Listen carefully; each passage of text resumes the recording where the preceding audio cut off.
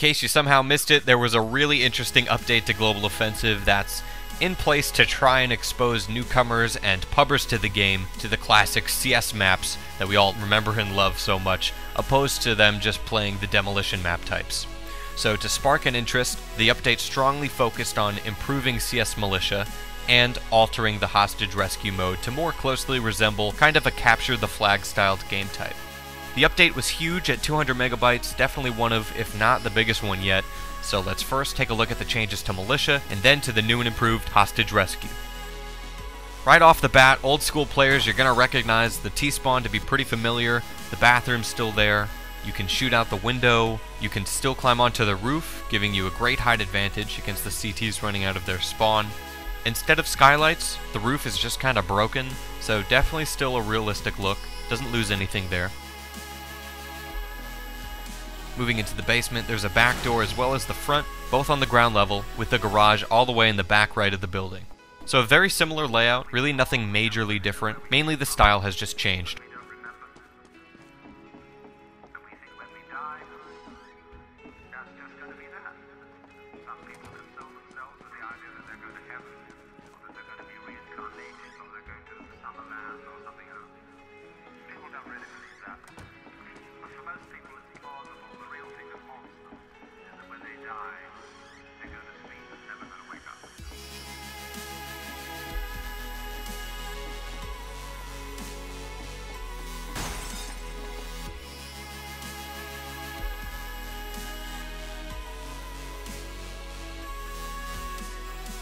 There's also the addition of this outside barn near CT spawn, as well as a creek. So you can see right from spawn, the CTs can enter the barn, as well as enter the sewers early from the creek.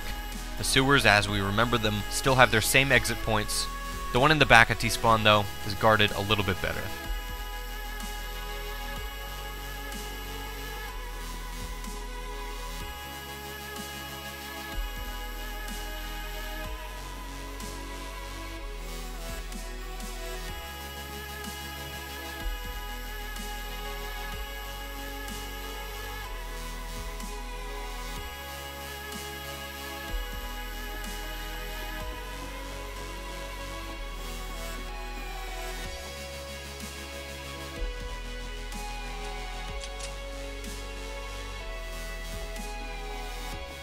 So, moving on to hostage rescue, on Militia there are 11 hostages, but the CTs only need to rescue one, and this is opposed to the previous style where you had to save all of them, or whichever ones were alive.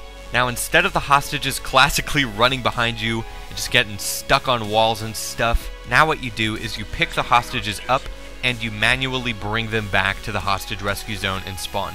It's a pretty cool dynamic and a change of pace, and really it does resemble Capture the Flag.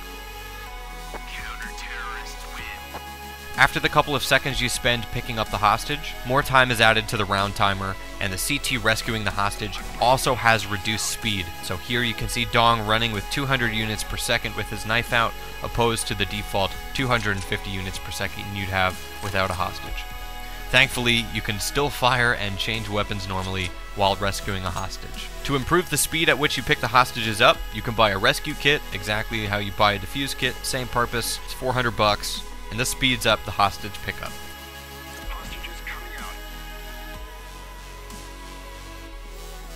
Lastly, they also thankfully removed the ability to defuse with your back to the bomb, so there's now that cutoff point where you look too far and it will break the defuse.